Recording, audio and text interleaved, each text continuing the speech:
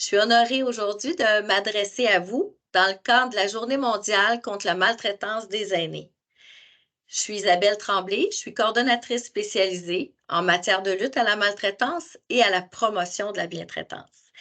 Je vous parle au nom du Comité de concertation contre la maltraitance liée au vieillissement à Laval. Ce comité-là a un comité organisateur qui s'est donné pour vous faire une belle journée, entre autres avec les marches ce matin qui ont eu lieu un peu partout et avec cette conférence-ci. Donc, j'espère que vous pourrez bien en profiter. Vous savez, depuis 6 ans, nous organisons un événement qui se développe puis qui prend de l'expansion d'année après année. Cet événement-là est Laval en marche pour la bientraitance des aînés, 15 minutes pour le 15 juin. On a débuté il y a quelques années par un rassemblement dans un parc. C'était une grande marche très festive. Et avec la pandémie, on s'est adapté. Et maintenant, nous avons plus de 40 différentes marches à travers la ville, dont plusieurs sont intergénérationnelles. Donc, ce matin et ce midi aussi, plusieurs milliers de personnes, par solidarité pour la bientraitance, ont marché aujourd'hui. Des partenaires communautaires, des élèves, des professeurs, des gestionnaires et des intervenants du réseau de la santé, des proches aidants, le personnel et les résidents en RPA et en CHSLD. Tout le monde a contribué à faire de cet événement un succès. Laval en entier se préoccupe de ses aînés. Nous vivons dans une société qui évolue rapidement. Il est essentiel que nous prenions le temps de réfléchir à la façon dont nous traitons les personnes aînées et à la place qui vous revient. Aujourd'hui est un bon moment pour penser à la place qu'occupent nos aînés dans nos vies, dans notre société et comment nous les traitons. Tout d'abord, j'aimerais vous parler de la bientraitance, parce qu'on parle de Laval en marche pour la bientraitance des aînés. Alors, la bientraitance valorise la personne en tant qu'individu unique, doté d'une histoire, d'une autonomie et d'une identité propre. Lorsque nous sommes bien traitants, nous respectons les choix, les demandes, les besoins et même les refus de la personne. La bientraitance s'exprime au quotidien par des attentions, des attitudes et par un savoir-être et un savoir-faire collaboratifs. Elle se construit aussi par des interactions positives avec l'entourage et une recherche continue d'adaptation à l'autre. La bientraitance, elle peut s'exercer par des individus, des organisations, des collectivités qui, par leurs actions, placent toujours le bien-être des personnes au cœur de leurs préoccupations. Alors, ce que je viens de vous dire, c'est la définition officielle de la bientraitance au Québec, car depuis quelques mois déjà, on a au Québec un cadre de référence sur la bientraitance qui nous permet de nous référer pour avoir des outils supplémentaires pour favoriser la bientraitance. Puis ça, c'est dans tous les milieux possibles. De façon plus concrète, ce que ça veut dire, c'est qu'on doit prendre le temps d'écouter activement vos besoins, vos souhaits, vos préférences et toujours vous inclure dans les décisions qui vous concernent. De plus, la bientraitance implique aussi que vous devez vous trouver en tout temps dans un environnement sûr et sécurisant pour vous. Vivre dans des conditions qui préservent votre intégrité physique et psychologique.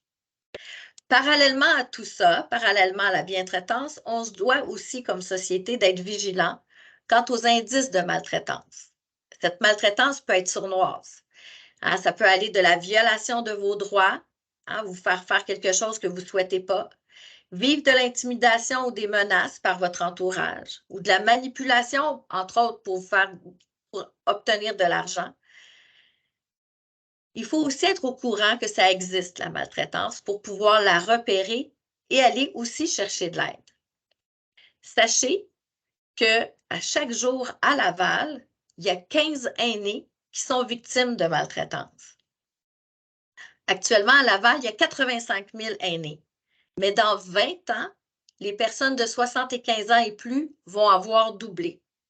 C'est donc primordial de faire de la sensibilisation pour repérer les situations pour pas que ça se détériore.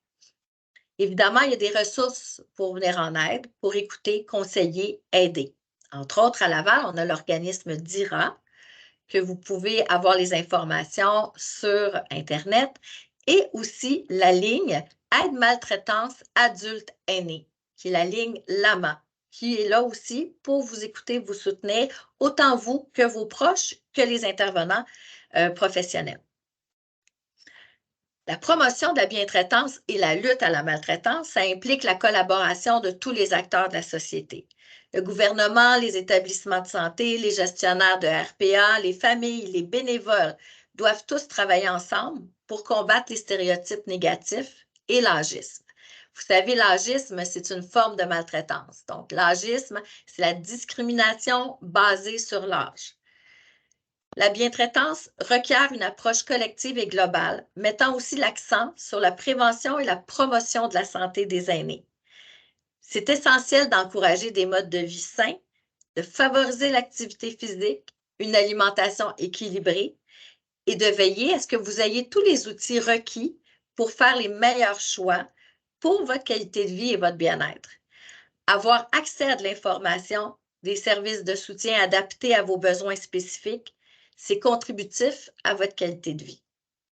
Nous vous offrons donc cette conférence en vous souhaitant qu'elle vous inspire, puis qu'elle vous permette aussi de vous affirmer dans vos besoins, mais aussi et surtout d'être bien traitant envers vous-même. Je vous laisse maintenant avec les deux professionnels de la santé qui sont de l'organisation Lucilab et ils vont vous entretenir d'un sujet, de plusieurs sujets concernant la santé en environ une cinquantaine de minutes. Il y aura des questions par la suite. Vous allez voir une section Q&R, questions et réponses. Donc, vous pourrez poser vos questions dans cette petite section-là. Et Sandrine et Stuardo répondront avec plaisir là, à vos questions. Donc, je vous présente tout de suite et je leur laisse la parole à Sandrine Stacco, nutritionniste, et Stuardo Bonilla, kinésiologue, et ils sont de l'organisation Lucilab. Alors, merci et bonne conférence tout le monde. Merci beaucoup, Isabelle, pour cette présentation et je voudrais remercier tout le monde qui est présent aujourd'hui dans ce début d'après-midi pour assister à ce webinaire qui aura pour but de parler justement des saines habitudes de vie. On parle de bien-traitance, justement, de comment prendre soin, comment prendre soin de notre santé. Donc, je vais partager mon écran à l'instant pour que vous puissiez voir la présentation aussi.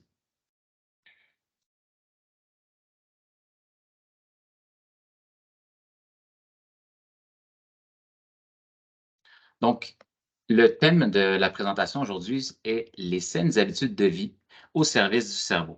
Donc, comme Isabelle a dit, on vient de Lucilab, qui est une application sur Internet par laquelle on accompagne toute personne qui s'inscrit dans le programme afin d'améliorer leurs habitudes de vie actuelles pour prévenir la maladie d'Alzheimer principalement et le déclin cognitif. Donc, les conférenciers aujourd'hui, j'ai ma collègue Sandrine Stacco qui est nutritionniste et moi-même, Stuardo Bonilla qui est kinésiologue. Nous sommes conseillers en saines habitudes de vie. Donc, dans le cadre du programme, notre rôle est vraiment d'accompagner les participants à adopter de saines habitudes de vie en respectant leur rythme, en allant selon leur motivation, en respectant leurs limitations aussi, afin de justement améliorer leur santé générale et plus précisément aussi tout ce qui est en lien avec le vieillissement et le déclin cognitif. Donc, à l'agenda aujourd'hui, on va tout d'abord parler de ces habitudes de vie et leur lien avec la santé du cerveau. Donc, quels sont les changements qui sont possibles, qui sont bénéfices pour notre santé avec le vieillissement. Par la suite, on va vous donner des stratégies pour créer des objectifs pour apporter ces changements. Donc, je vais vous montrer vraiment les stratégies qu'on utilise en tant que conseiller pour adopter le changement avec nos participants. Ces mêmes stratégies peuvent être utilisées dans la vie de tous les jours pour pas mal la plupart des objectifs. Donc, on va pouvoir y revenir par la suite aussi. Ensuite, on va vous présenter le programme Lucie que je vous ai mentionné tout à l'heure. auquel vous allez avoir accès, qui est complètement gratuit, qui va vous permettre de vous donner des ressources, de l'information valide sur différents sujets à propos de la santé, mais aussi pouvoir participer au programme si jamais c'est quelque chose qui vous intéresse. Et finalement, comme Isabelle a mentionné, on aura une période de questions. Je vous invite vraiment à poser des questions de toutes sortes. On va essayer d'y répondre du mieux qu'on peut par le petit onglet, encore une fois, Q&R, donc Q et R. Listez vos questions. On prendra le temps d'y répondre à la fin. Donc, n'hésitez pas à tout moment de les écrire. Donc, première chose que je vais demander tout le monde à faire, c'est de penser un petit peu lorsqu'on parle de la santé du cerveau. Selon vous, qu'est-ce que vous faites dans la vie de tous les jours qui pourrait, selon vous, améliorer ou en quelque sorte aider la santé de votre cerveau? Ou quelles sont d'autres activités que vous pourriez faire? La plupart du temps, les réponses se situent dans des actions qui sont quand même assez simples, qui sont assez accessibles pour tous. Voici des exemples de questions qu'on peut se poser. Combien de temps par jour passez-vous assis? Quel passe-temps pratiquez-vous à toutes les semaines, comme la lecture, le tricot, la chorale et bien d'autres encore? À quelle fréquence mangez-vous des légumes dans la semaine? Donc, ces questions-là, déjà en répondant à ces questions, on a une petite idée de où est-ce qu'on se situe. Et avec les recommandations qu'on va vous donner aujourd'hui selon différents domaines en lien avec le mode de vie et la santé du cerveau, vous allez peut-être déjà savoir un petit peu quel chemin entreprendre ou quels pourraient être ces objectifs que vous pourriez en bénéficier. Je vous laisse donc avec ma collègue Sandrine qui va vous présenter justement ces fameux différents domaines sur la santé du cerveau. Bonjour à tout le monde. Je vous parle un peu, une petite statistique pour commencer. La science nous démontre que jusqu'à 40% des cas de la maladie d'Alzheimer, ça serait attribuable à des facteurs de risque modifiables.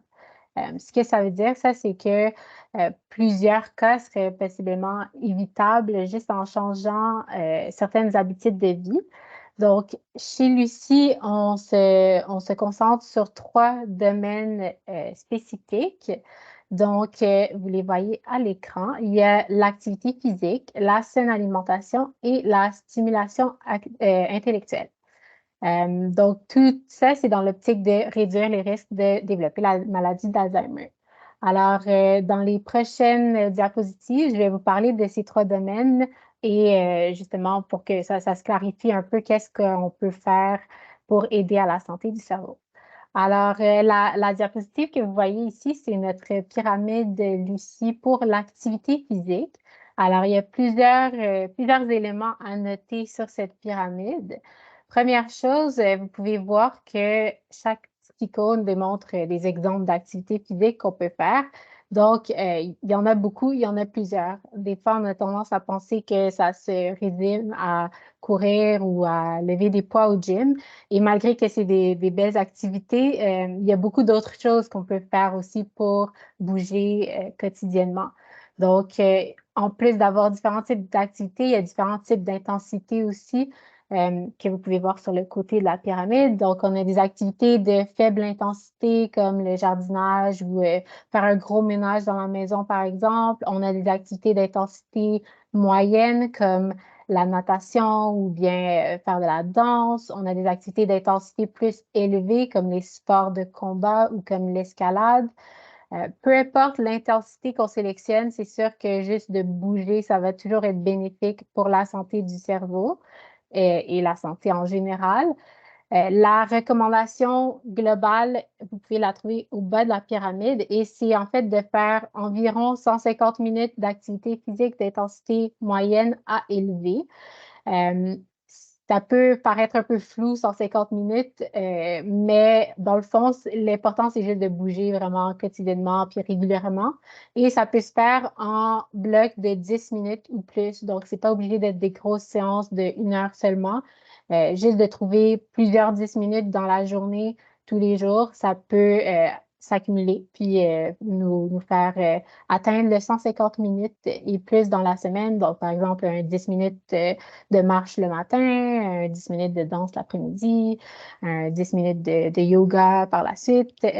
Tout ça, ça compte et ça s'accumule.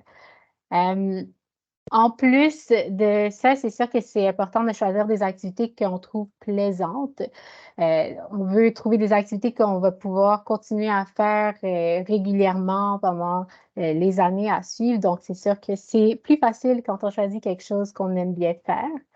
Et vous pouvez voir au bas de la pyramide vers le petit coin orange, en fait, qui a un bonhomme qui est assis sur une chaise. Ça, c'est pour représenter le temps de sédentarité. Donc, le temps où on n'est pas en train de bouger, on est dans une position plutôt statique, comme assis au bureau, par exemple. Alors, la recommandation pour ça, c'est d'éviter d'avoir des périodes trop longues de sédentarité. Donc, d'essayer de se lever le plus souvent que possible dans la journée, idéalement à chaque 30 minutes à peu près. Mais tant qu'on arrive à réduire le temps assis dans la journée, ça va apporter plusieurs bénéfices à la santé en général et la santé du cerveau également. Dans les activités qu'on peut faire, vous allez avoir plusieurs types d'activités. On a des activités cardiovasculaires qui vont travailler plus le cœur et la capacité respiratoire également. Donc, par exemple, courir ou même marcher avec une certaine intensité. On a des activités de coordination et souplesse comme le yoga ou le tai chi. Puis il y a également les activités musculaires, donc tout ce qui est dans l'optique de travailler nos muscles. Et ça peut être fait avec des poids ou bien avec juste le poids du corps également. Donc, pour arriver à rentrer toutes ces minutes d'activité dans la semaine, ben, c'est juste d'essayer de trouver le plus d'opportunités de faire ces mouvements-là à travers la semaine. Donc, ça peut être fait au quotidien, comme quand on jardine, on va tondre la pelouse, on va déplacer des charges lourdes dans la maison, par exemple. Si vous occupez de votre terrain, ça rentre là-dedans aussi. On peut essayer de faire des déplacements actifs aussi, donc d'essayer de marcher plus souvent, d'essayer de faire du vélo peut-être à la place de prendre de l'auto si c'est possible. On peut monter les escaliers à la place de prendre l'ascenseur. Donc, c'est toutes des formes de mouvement qui vont contribuer à nos saines habitudes de vie. On peut faire les activités à la maison, donc soit comme j'ai mentionné tantôt avec le poids du corps ou des fois il y a des équipements comme les élastiques qui sont pas très coûteux mais avec lesquels on a plusieurs possibilités d'exercice. Et on peut aussi intégrer l'activité physique dans les loisirs. Donc, par exemple, à la place d'aller au restaurant, on pourrait des fois alterner avec une activité qui amène du mouvement. Donc, peut-être aller faire du tennis entre amis, aller à la piscine, peut-être s'inscrire à un cours de yoga avec des amis ou de la famille. Donc, il y a plusieurs façons d'aller intégrer l'activité physique dans notre vie de tous les jours. Alors, ensuite, on a le domaine de l'alimentation, donc la saine alimentation.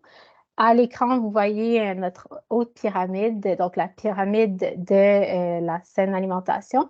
Alors, dans cette pyramide, tous les aliments sont représentés, mais juste en différentes proportions. Donc, au bas de la pyramide, vous avez les aliments qu'on veut avoir dans notre assiette tous les jours. Donc, on a les légumes, on a les fruits, on a les produits céréaliers à grains entiers, on a les produits laitiers, les substituts, il y a l'huile d'olive ou l'huile de canola et l'eau également. Ensuite, juste au-dessus, vous avez les aliments qu'on veut essayer d'avoir à toutes les semaines sans nécessairement que ça soit absolument tous les jours. Donc, par exemple, la volaille, les œufs, les légumineuses comme les haricots, les pois chiches, les lentilles, le tofu. On a les poissons et fruits de mer, puis on a les noix également. Puis, tout en haut de la pyramide, on a les aliments qu'on peut consommer, mais qu'on veut éviter de consommer en trop grande quantité. Donc, ça inclurait les viandes rouges, les charcuteries et les produits du commerce, comme les aliments très sucrés, les boissons sucrées, par exemple. Donc, cette pyramide-là, elle est basée sur l'alimentation méditerranéenne, qui est, dans le fond, le type d'alimentation qui a démontré le plus de bénéfices sur la santé du cerveau. Mais, dans le fond, on a fait quelques adaptations, Lucie, pour qu'elle corresponde à notre population canadienne. Alors, en plus des aliments qu'on consomme, puis des proportions, comme je viens de mentionner, on veut aussi regarder la façon qu'on va manger. Donc, en haut vers le coin, vous allez voir quelques recommandations. Donc, d'essayer de savourer les aliments, ça veut dire de prendre le temps de s'asseoir, de manger, puis d'éviter de toujours manger à la va-vite, par exemple. On veut prendre le temps de cuisiner plus souvent, donc de manger des repas qui ont été cuisinés maison. Et on veut aussi essayer de se fier à ces signaux de faim et de satiété. Donc, ça veut dire de manger lorsqu'on ressent la faim, mais aussi de savoir à quel moment s'arrêter quand on reçoit justement ces signaux qui nous disent qu'on est bien rempli. Alors, les aliments qu'on veut privilégier, vous les avez un peu vus, dans le fond, à travers la pyramide. Mais il y a certains, si on regarde la santé du cerveau, il y a certains aliments qui vont avoir des composés qui vont être vraiment bénéfiques pour le cerveau. Donc, dans les légumes et les fruits, en plus des vitamines, des minéraux, vous allez aussi avoir des antioxydants qui sont particulièrement importants pour la santé du cerveau. Dans les poissons gras et les fruits de mer, on va avoir les sources d'oméga 3. Donc, les oméga 3, c'est des bons gras qui sont également très importants dans le fonctionnement du cerveau. Et on a l'huile d'olive et les noix qui sont des sources de gras insaturés, qui sont d'autres bons gras bénéfiques pour la santé. Ensuite, on a les aliments qui sont riches en minéraux et en vitamines. Donc, à part les légumes et les fruits, il y a aussi les légumineuses que j'ai mentionnées tantôt.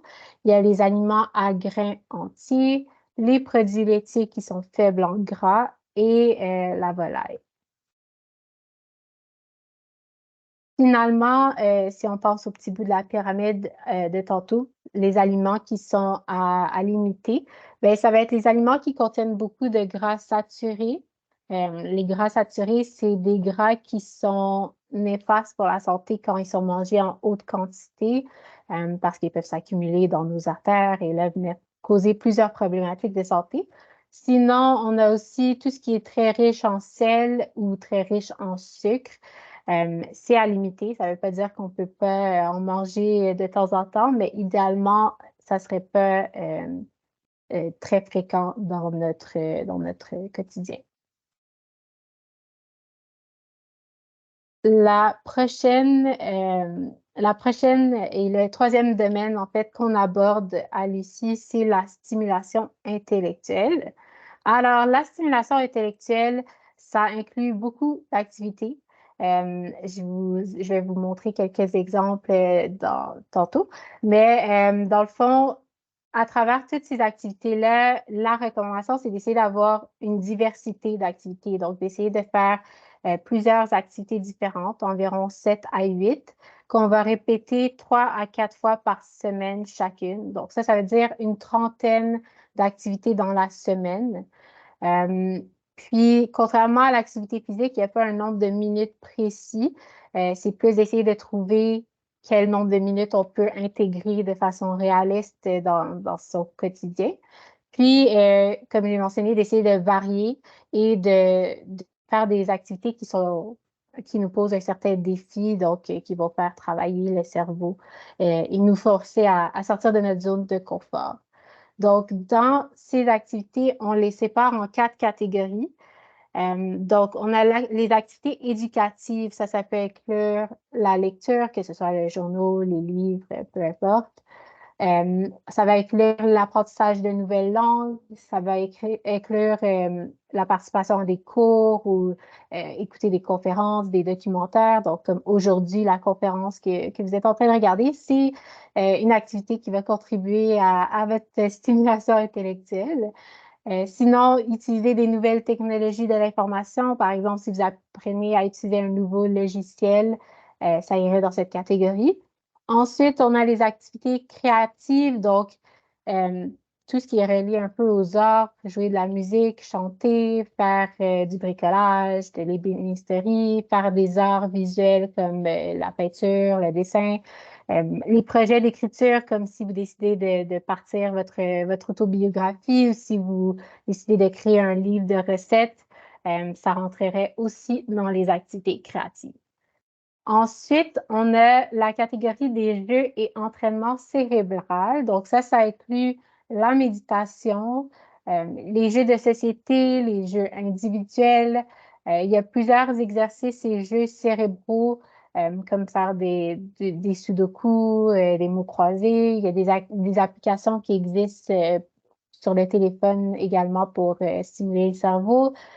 Certains jeux vidéo vont aussi être très intéressants pour la stimulation du cerveau. Fait que ça va tout rentrer dans cette catégorie-là. Puis la quatrième catégorie, c'est la vie sociale et culturelle. Donc ça, c'est quand même assez large, mais n'importe quelle activité de socialisation où vous êtes avec d'autres personnes, vous communiquez avec d'autres personnes, ça va rentrer dans cette catégorie. Il y a les activités culturelles comme aller au musée, aller au théâtre. Le bénévolat, le tutorat et les activités de groupe font aussi partie de cette catégorie. Alors, l'important, comme j'ai mentionné, c'est d'en faire plusieurs et d'essayer de diversifier, donc d'avoir des activités dans chacune des catégories, là, si c'est possible. Sur le site de la ville de Laval, vous allez voir qu'il y a beaucoup d'activités qui s'offrent à vous. Puis il y en a beaucoup qui sont gratuites également et qui vous permettent de travailler les 3 domaines. Donc, par exemple, pour l'activité physique, on a des activités comme la randonnée, on a des activités comme le yoga extra doux sur le tapis. Il y a des activités de mise en forme aussi. Ensuite, il y a des activités de stimulation intellectuelle comme Sors de ta case, qui est pour vous apprendre à faire des BD. Il y a des ateliers de fabrication de livres. Il y a des conférences aussi, des spectacles. Dans les exemples ici, il n'y a pas d'activités qui sont en lien avec l'alimentation, mais il y a des conférences qui sont offertes sur l'alimentation aussi dans la ville de Laval, fait que c'est possible de les trouver également. Ça dépend juste de ce qui est disponible selon les différents moments de l'année, mais il y a beaucoup de moyens d'aller travailler ces 3 domaines dans la ville de Laval.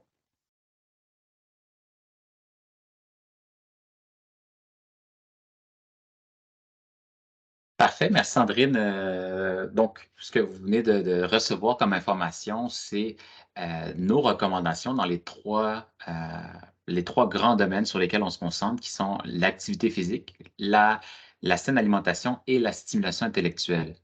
Donc, par où commencer? Est-ce que c'est comme Sandrine a dit, de bouger plus, de viser à 150 minutes réparties à travers la semaine? Est-ce que c'est d'opter pour une alimentation qui se rapproche un peu plus du régime méditerranéen, comme manger plus de fruits ou des produits de source plus végétale ou de limiter les sucres en quelque sorte? Ou est-ce que ça serait de commencer à faire plus d'activités sociales, de faire plus de jeux? Donc, je ne sais pas si pour vous, il y a peut-être une petite lumière qui s'est allumée. Et c'est un petit peu un exercice que j'aimerais faire avec vous à l'instant. C'est avec ce qu'on vous a présenté, est-ce qu'il y a peut-être un sujet ou une activité que vous dites que vous avez toujours voulu faire, mais que vous n'avez jamais osé faire le premier pas pour commencer, ou que vous travaillez déjà dessus, mais que vous sentez que vous avez un peu de difficulté à atteindre cette régularité, ou une activité du passé que vous aimeriez peut-être reprendre. Donc, imaginez-vous quel serait cet objectif que vous aimeriez vous fixer pour améliorer euh, vos habitudes et en même temps votre santé du cerveau. L'exercice qu'on va faire maintenant, c'est de se poser la question justement, par où commencer? Cet exercice, on le fait en tant que conseiller en saines habitudes de vie dans le programme Lucie avec notre participant. Mais cette stratégie, nous l'enseignons pour que, pour la suite, lorsque le programme se termine, que vous soyez en mesure d'être suffisamment outillé pour développer justement ces réflexes, ces stratégies qui vont vous permettre toujours de vous rapprocher du sommet de la montagne.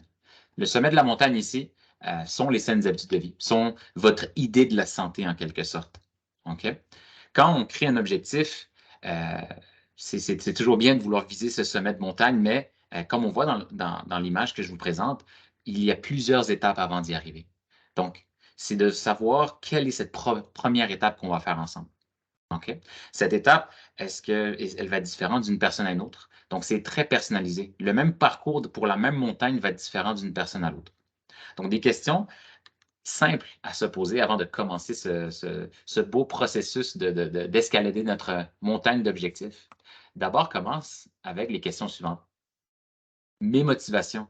Se poser la question, pourquoi je veux apporter ce changement? Pourquoi je veux adopter ce comportement dans ma routine quotidienne?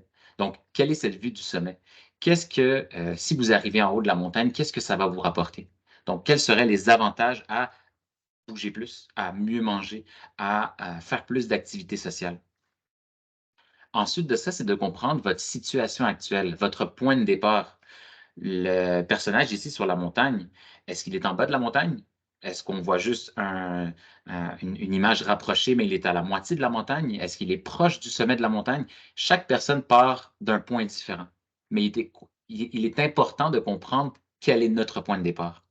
Donc, si je veux bouger plus, est-ce que je bouge déjà en ce moment? Si je veux manger plus de légumes, est-ce que j'en mange un? Est-ce que j'en mange deux? Est-ce que j'en ai dans mes repas à tous les jours? Donc, c'est de comprendre vraiment notre position de départ pour savoir quelle est cette première marche qu'on va pouvoir se fixer. Donc, quel est ce premier objectif qu'on va vouloir faire. Après ça vient l'objectif. Comment m'y rendre? Et c'est là où le travail devient un peu plus, vient se développer en quelque sorte, où on vient dessiner chacune de ces petites marches qui va nous rapprocher du sommet. 4, les obstacles. Quelles embûches vais-je rencontrer en chemin? C'est sûr qu'il n'est pas nécessairement possible de savoir à l'avance tous les obstacles, mais être en mesure de les détecter à l'avance, de peut-être pouvoir trouver des solutions en avance va nous permettre justement de favoriser l'atteinte de cet objectif. Et finalement, le 5e est le plus important, le plaisir. Sandrine l'a mentionné à quelques occasions, apprécier le voyage.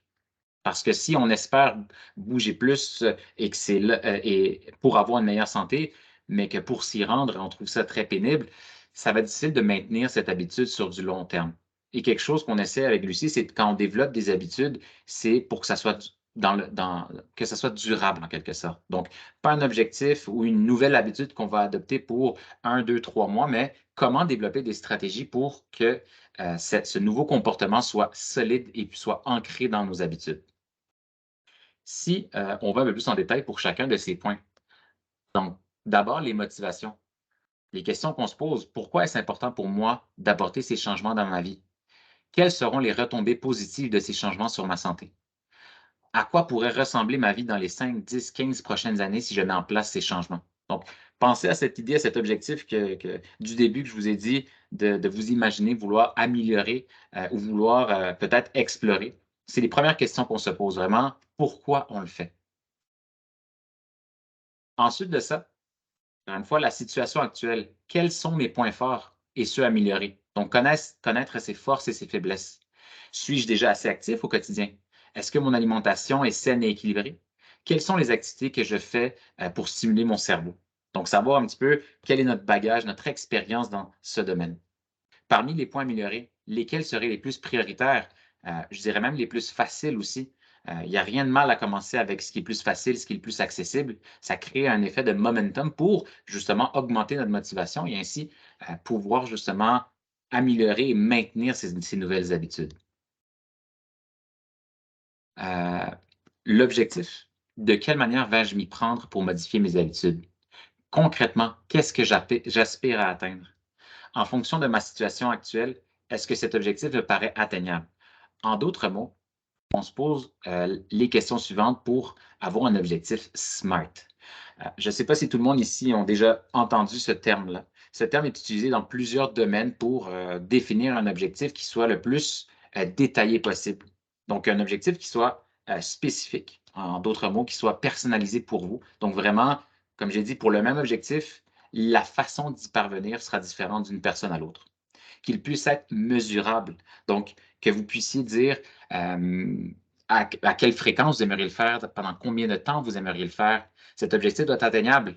Est-ce que votre marche, vous l'avez dessinée trop haut sur votre montagne et c'est trop difficile à atteindre, ou est-ce que, encore une fois, on y va avec ce qui est le plus accessible, ce qui est le plus facile pour tranquillement être en mesure de gravir les marches de la montagne, qui soit raisonnant. Donc, en d'autres mots, pertinent pour vous. Pas parce que Sandrine et Stuardo aujourd'hui vous disent qu'il est important de faire 150 minutes de marche à tous les jours, je veux dire, excusez-moi, par semaine, ou de manger des légumes. Vous devez choisir ce qui vous attire le plus selon vos intérêts. Donc, de là l'importance de choisir quelque chose selon où vous allez avoir du plaisir, où vous savez que vous en avez besoin et que vous le voulez vraiment. Donc, qu'il résonne en vous l'objectif. Et finalement, défini dans le temps. Alors, combien de fois on s'est dit qu'on voudrait mieux manger, qu'on voudrait plus bouger, mais cette idée qui s'est dit une journée, une semaine plus tard, une semaine est devenue un mois, est devenue 6 mois, le temps passe. Donc, il est important de définir un temps précis dans lequel on veut le commencer, on veut le faire et on veut le maintenir aussi. Les obstacles. Est-ce qu'il y a des facteurs qui pourraient miner ma motivation? Quels éléments pourraient rendre l'atteinte de cet objectif difficile? Mais surtout, comment vais-je pouvoir solutionner ces défis? Encore une fois, on ne trouvera pas nécessairement des solutions à chacun des obstacles, mais juste de pouvoir les nommer sera une façon déjà de peut-être pouvoir soit les contourner ou se préparer mentalement, physiquement, car des obstacles, créer des objectifs demandent de l'énergie, en quelque sorte. Donc, c'est important de pouvoir justement essayer de les prévenir du mieux qu'on peut. Et finalement, le plus important, le plaisir, encore une fois. Donc, apprendre à apprécier le processus de changement. Changer ses habitudes peut parfois être un long processus rempli de défis. Un pas en arrière, 10 en avant. La rechute fait partie du processus aussi.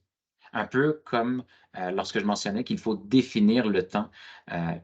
C'est jamais vous voyez la montagne, le dessin qui était derrière tantôt, c'est pas une montée droite vers le haut. Il va y avoir des descentes et il va y avoir des remontées. Donc, quand on a cette descente, cette rechute en quelque sorte, il est important de, si possible, de réagir rapidement pour justement que cet arrêt en cause de vous êtes parti en vacances, vous avez tombé malade, vous avez de la visite à la maison, des raisons qui vous empêchent d'atteindre votre objectif, qu'une fois cette période terminée, vous puissiez rebondir et reprendre rapidement ces activités.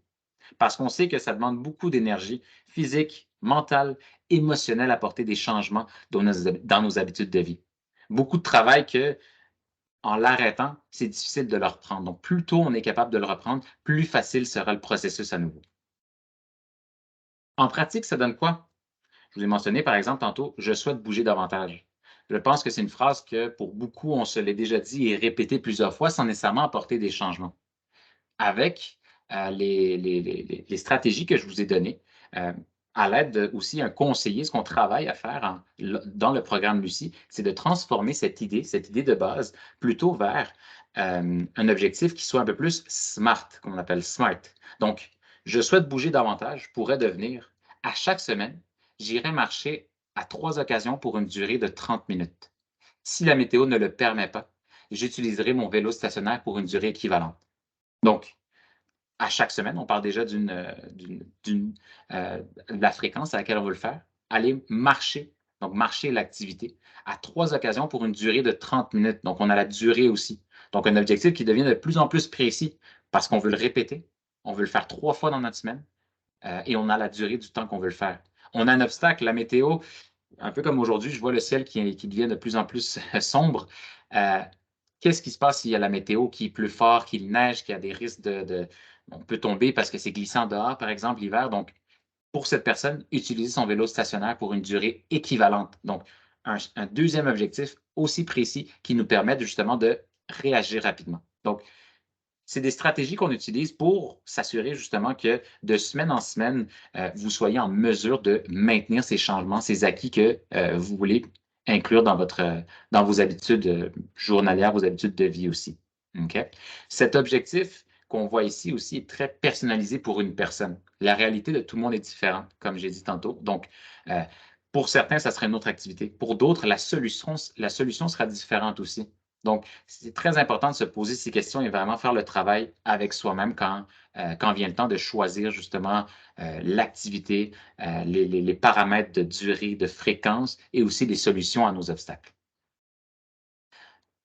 Donc, voici le programme Lucie. Je vais vous laisser avec Sandrine qui va vous l'expliquer un petit peu. Donc, avec tout ça, ça vous donne peut-être l'envie de commencer certains objectifs, ou vous êtes peut-être juste curieux par rapport à tout ça. Donc, comme Sandrine vient de le dire, je vais vous expliquer un petit peu notre plateforme Lucie, qu'est-ce que c'est, qu'est-ce que ça implique. Donc, l'objectif, c'est de vous aider à améliorer vos habitudes de vie, puis tout ça dans l'optique de venir protéger le cerveau. Alors, plusieurs parcours sont possibles. Ça dépend vraiment de vous, de ce qui vous intéresse, de ce que vous sentez que vous avez besoin.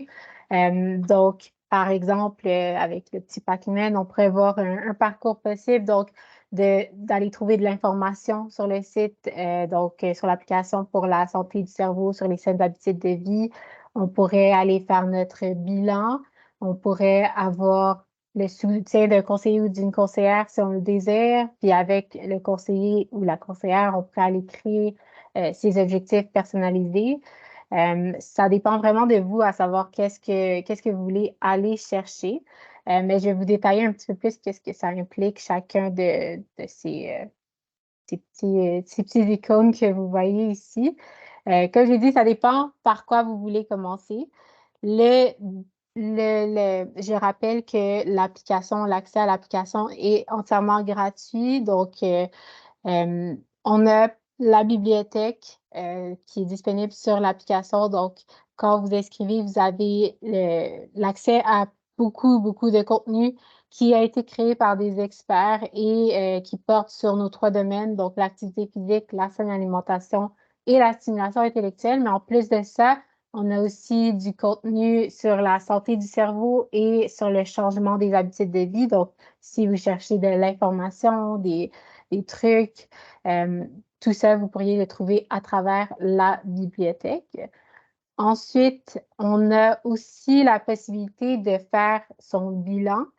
Donc, le bilan, c'est en fait de répondre à un questionnaire qui va nous permettre de faire le point sur nos habitudes de vie et voir où on se situe par rapport aux recommandations.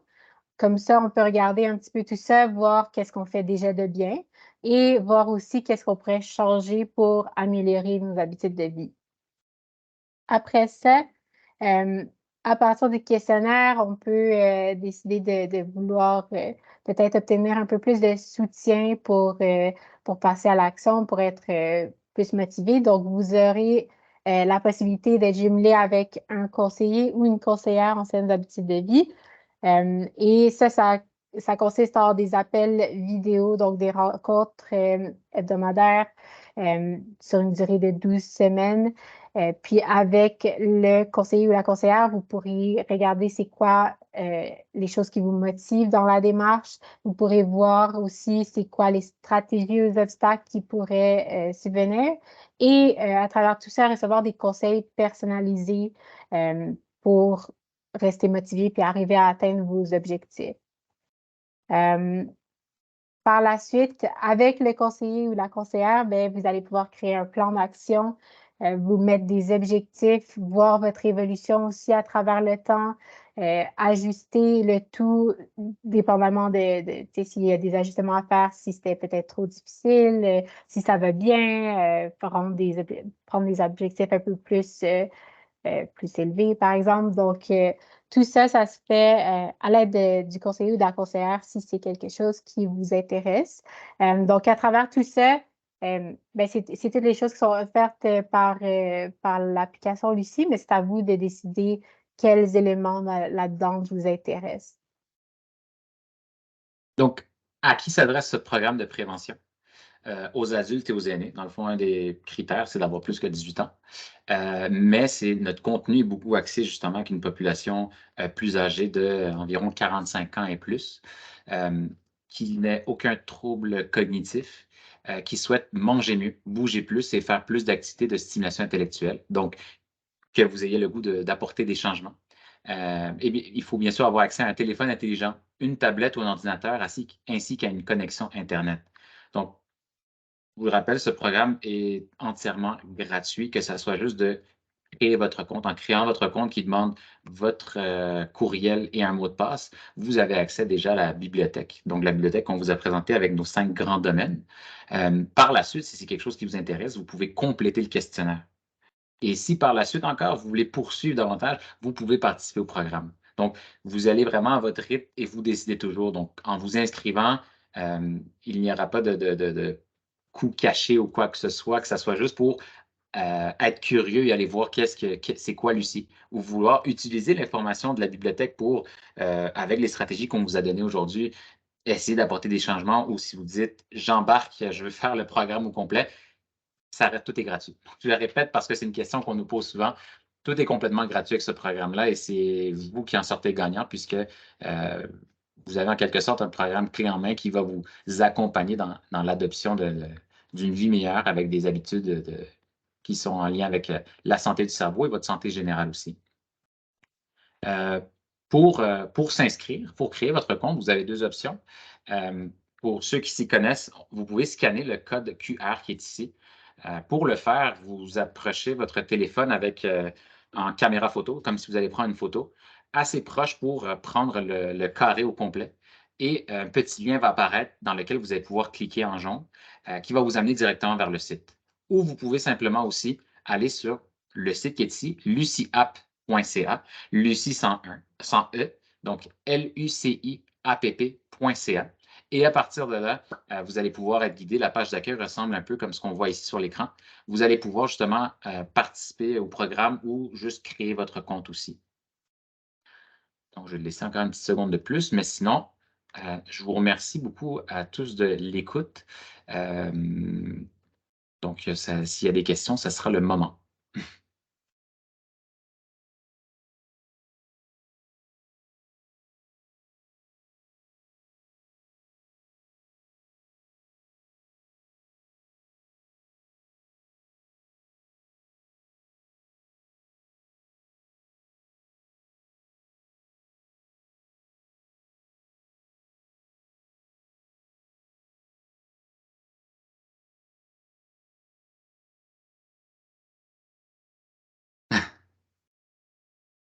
Il n'y a pas de limite, donc oui, vous pouvez tous vous inscrire comme on a dit. Et je vous remercie beaucoup encore une fois de l'écoute. Je vous dis, pour les questions, encore une fois, dans les onglets du haut, vous voyez le Q et R en majuscule. Et c'est à partir de là que vous allez pouvoir poser des questions. J'en vois une première apparaître en ce moment. J'ai une question, en fait, c'est comment bouger plus lorsqu'on a de la douleur? Oui, en fait, étant kinésiologue, en passant, pour ceux qui ne savent pas, je suis le professionnel du mouvement, donc de l'activité physique. Avec Lucie, autant Sandrine et moi, on est en mesure de pouvoir aborder les différents sujets, les différents domaines du programme, puisque nous avons tous la même formation dès l'embauche. Donc, je vais quand même me permettre de répondre à cette question. Comment bouger plus lorsqu'on a de la douleur? En fait, il n'y a pas vraiment de contre-indication majeure lorsqu'on parle de bouger. Donc, ce qui est important dans tous les cas, dans tous les niveaux possibles, c'est de respecter son rythme. Donc, si quelqu'un vient nous rencontrer et nous dit « je veux bouger plus, mais j'ai mal », on va trouver des solutions, des activités d'intensité différentes pour justement essayer d'amener la personne à bouger plus. Donc, encore une fois, ça revient à la question de quelle est votre situation actuelle? Donc, quelles sont vos capacités actuelles? Est-ce que vous vous entraînez déjà, mais vous avez de la douleur? Ou est-ce que lorsque vous marchez plus que 10 minutes, vous avez de la douleur? Donc, dépendamment de votre situation, on va essayer de s'adapter, d'adapter aussi nos conseils pour justement voir de quelle façon vous pouvez améliorer vos habitudes et passer à travers ces obstacles-là. Quelqu'un a demandé, j'ai perdu la question. Comment voyez-vous la perte de poids comme objectif? À ton tour, Sandrine.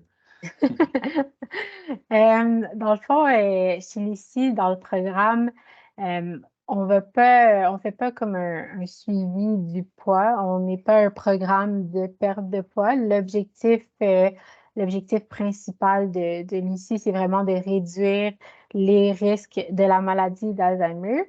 Donc, par exemple, si vous choisissez d'avoir un conseiller, ben, vous allez pouvoir avoir le soutien que vous avez besoin pour faire les changements dans les différents domaines, comme on a mentionné, là, que ce soit changer les habitudes alimentaires, les habitudes d'activité physique ou bien en stimulation intellectuelle.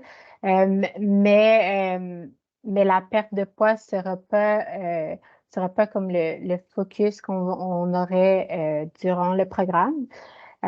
Mais par exemple, pour une question comme celle-ci, puis même la question précédente, on a plusieurs bons articles dans la bibliothèque qui parlent de ces sujets. Donc, si jamais vous vous inscrivez, comme Sardo l'a mentionné, là, juste avec l'adresse courriel, le mot de passe, vous avez accès à la bibliothèque, puis juste en écrivant poids, je pense que vous allez avoir plusieurs, quand même 2-3 articles là, qui vont pouvoir expliquer plus longuement ce que je mentionne.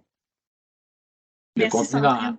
oui, pour ajouter justement le contenu dans notre bibliothèque, il y en a autant au niveau éducatif, donc juste pour en apprendre plus sur différents sujets, pas mal tous les petits icônes qu'on vous a montrés pendant la présentation sont des sujets de discussion dans notre bibliothèque, mais aussi comment passer à l'action. Donc, c'est autant du côté le volet apprentissage, donc en savoir plus sur différents thèmes, mais aussi après ça, comment au niveau pratico-pratique, on peut le mettre en action.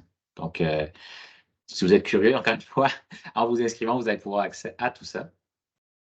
Il y a une question de Annie Chartier qui demande, le coaching est à quel moment de la journée? Ça va dépendre de vos disponibilités. Nos conseillers offrent des plages horaires du lundi au samedi c'est variable entre 8 heures du matin jusqu'à 8 heures le soir environ. On ne choisit pas le conseiller, mais dépendamment de la plage horaire que vous choisissez, vous êtes automatiquement attribué un conseiller. Une fois que vous êtes attribué un conseiller, c'est votre conseiller qui vous suivra tout le long du programme. Donc, on le garde très personnalisé. Donc, ce n'est pas j'ai un conseiller différent à chaque fois. Vous avez, une fois commencé avec un, vous poursuivez le programme avec ce conseiller qui est, pour le programme, en passant, je pense qu'elle l'a mentionné vite, vite, Sandrine, c'est d'une durée de 12 semaines dans laquelle vous avez la possibilité de voir le conseiller à chaque semaine. Mais encore une fois, on dit la possibilité parce que ça dépend de vous. Donc, si vous êtes en mesure de vouloir rencontrer le conseiller à chaque semaine ou si vous avez les disponibilités aussi, on offre justement une plage horaire assez grande pour accommoder la majorité de nos participants. J'ai un commentaire et une question. En fait, quelqu'un a marqué très beau programme, merci. Avez-vous des dépliants qu'on peut remettre à nos usagers? Et juste pour confirmer, même la consultation avec un conseiller ou une conseillère est gratuite. Je commence par le gratuit parce que j'aime le répéter. Tout est gratuit. Donc, autant si vous êtes juste curieux et de vouloir créer un compte et jamais l'ouvrir, c'est gratuit. Si vous y vous connectez à tous les jours, c'est gratuit. Si vous dites je veux la totale et je veux être suivi par un conseiller, c'est gratuit. Le programme est complètement gratuit parce que c'est une question qui s'en vient, je me lance un petit peu à l'avance. On a la chance de faire partie de la Fondation André Chagnon.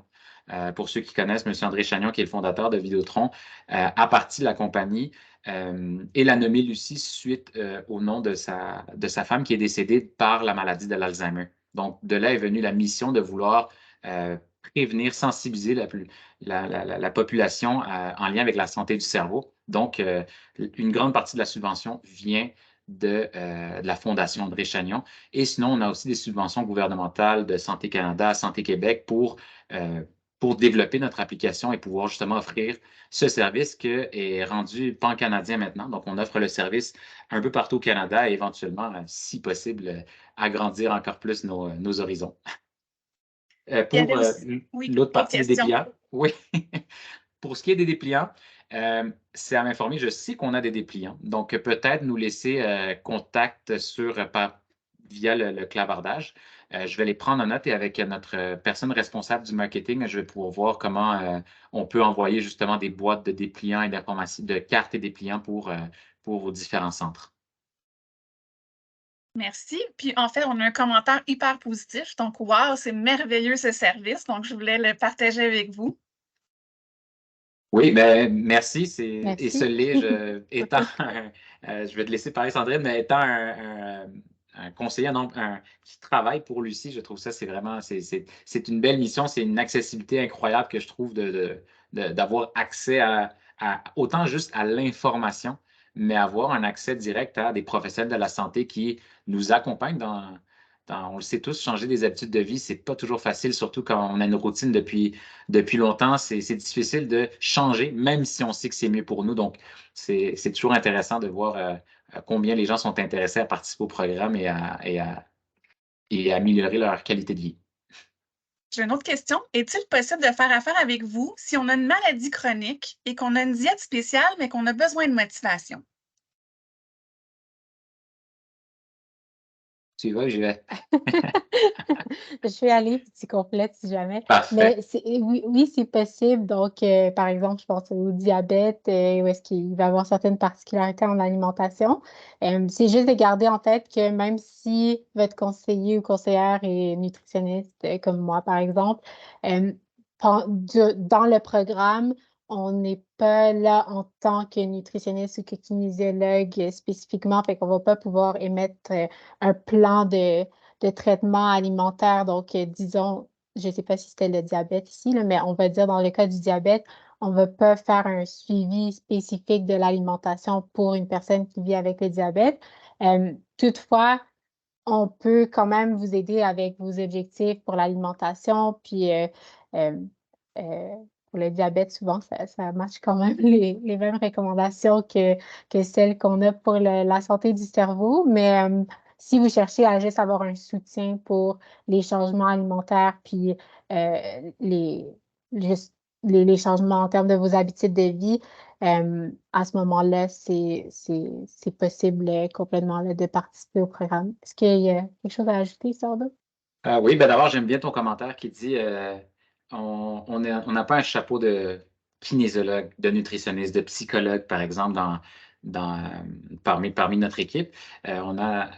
On est des conseillers. Donc, on ne va jamais vous dire quoi faire. On ne va pas vous prescrire de l'activité physique, prescrire une diète ou des activités. On est vraiment là pour vous conseiller. Donc, c'est un petit peu ce qui est intéressant de notre programme, c'est que pour développer des habitudes qui soient durables sur du long terme, si l'idée ne vient pas de vous, ça sera difficile de le maintenir. Donc, c'est ce qu'on essaie de développer beaucoup au niveau de la motivation intrinsèque, donc vraiment qui vient de l'intérieur, qui vient de vos besoins actuels. Pour ce qui est de les questions, c'était s'il y avait des problèmes quelconques. Quand vous vous inscrivez, quand vous voulez participer au programme, vous devez remplir un questionnaire qui détecte des critères d'exclusion en quelque sorte. Donc, c'est sûr que pour des raisons de sécurité, autant la nôtre que la vôtre aussi, quelqu'un qui a des problèmes assez graves pourrait être limité dans l'intervention. Par exemple, je pense que la porte est ouverte à tous pour la bibliothèque, donc l'accès à l'application. Pour ce qui est du suivi avec un conseiller, quelqu'un, par exemple, avec déjà une déficience cognitive ne pourra pas participer au programme. Quelqu'un qui a des problèmes en lien avec l'aptitude à l'activité physique, ça se peut qu'il soit limité. C'est des choses qu'on peut réévaluer aussi par la suite avec conseiller, mais on a certains critères aussi pour, encore une fois, de raisons de sécurité du participant, de préférer référer un professionnel de la santé qui pourra intervenir directement en personne avec la personne. Parce que, je ne sais pas si c'était clair aussi, tout ce qui est les rendez-vous avec conseiller se fait tout virtuellement aussi. Donc, vous n'avez pas à vous déplacer. Moi, je suis dans mon sous-sol, donc je fais mes rencontres de chez moi. On a des bureaux aussi, mais on peut vraiment, tout se fait à distance. Donc, pour des raisons, des cas plus pointus, disons, ou avec les critères d'exclusion, on va souvent référer justement des professionnels qui puissent intervenir directement avec la personne. Donc, j'imagine qu'une personne, parce que quelqu'un a écrit qu'elle souhaite prendre des marches, mais elle a une crainte de chuter. Est-ce qu'elle pourrait participer au programme ou ça serait à évaluer? Encore une fois, on est là en tant que conseiller, donc sans dire quoi faire, ça dépend des capacités de la personne. Si elle pense pouvoir être capable de le faire, on peut explorer cette avenue, mais nous, personnellement, on ne poussera pas la personne. Non, non, il faut marcher, ça va dépendre de ses capacités. Donc, important de savoir un peu ses limites aussi en quelque sorte, surtout si on présente des conditions physiques qui peuvent être limitantes. Donc, on a des personnes avec des problèmes cardiaques, des personnes avec des problèmes de respiration, des problèmes, des troubles métaboliques en quelque sorte, qui peuvent quand même participer au programme. Mais il est important de comprendre qu'il y a une limite aussi à ce que nous, on peut apporter et que le participant comprenne aussi qu'il comprenne ses propres limites aussi. Donc, c'est quelque chose qui est exploré aussi avec le conseiller pour, en fait, avoir une entente que c'est sûr qu'on ne pourra pas dépasser un certain seuil non plus. Donc, Je ne vois pas d'autres questions pour le moment. Donc, s'il y a quelqu'un qui veut poser une dernière question, on la prendrait tout de suite ou sinon, on mettrait sûrement fin à la conférence. Puis elle sera disponible en ligne. On vous enverra le lien là, pour visionner la conférence là, si vous le souhaitez par la suite. oui, je rajouterais aussi pour. Je vois que déjà deux personnes déjà ont partagé des contacts. Je ne sais pas, Stéphanie, si tu peux les récupérer et peut-être les communiquer directement avec Sophie pour en faire la Oui, demande. Est-ce que tout tu à penses fait. que ça Je serait vois plus que simple c'est au cas où déjà que. à l'interne. Donc, on va Ah, OK, regarder ça à l'interne. Puis on va vous faire une demande par la suite. parfait. Je remercie encore une fois tout le monde Oui, autant des questions, de l'intérêt pour les questions et de la présentation. je Merci de votre reviens écoute. oui, je reviens pour vous remercier beaucoup de votre implication, de votre collaboration et puis c'était très, très intéressant. Donc, un sincère et chaleureux merci de notre part. Merci à tout le monde d'avoir, été présent. Merci Stéphanie d'avoir, géré aussi là, la conférence avec les questions et tout ça et puis, bien, bonne fin d'après-midi et ben, j'espère que ça vous a inspiré là, à apporter des petits changements pour améliorer, votre qualité de vie. Donc, au plaisir de se revoir, sûrement l'an prochain. Merci.